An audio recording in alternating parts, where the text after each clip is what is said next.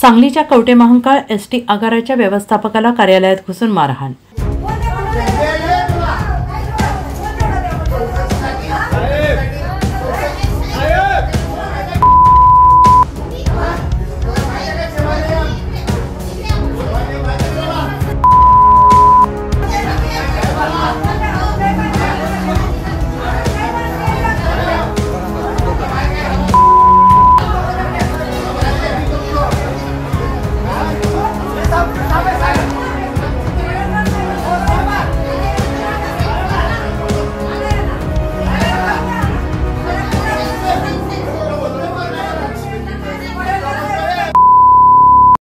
सांगलीच्या कवठे महांकाळमध्ये एसटी आगाराच्या व्यवस्थापकाला मारहाण करण्यात आल्याचा प्रकार घडलाय।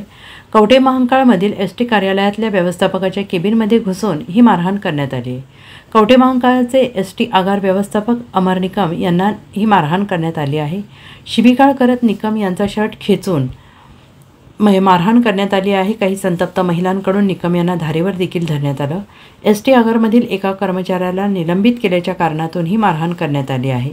सदर मारहाणीचा व्हिडिओ सोशल मीडियावर व्हायरल झाला आहे। दरम्यान या घटनेप्रकरणी कवठे महांकाळ पोलीस ठाण्यात उशिरापर्यंत नोंद झाली नव्हती।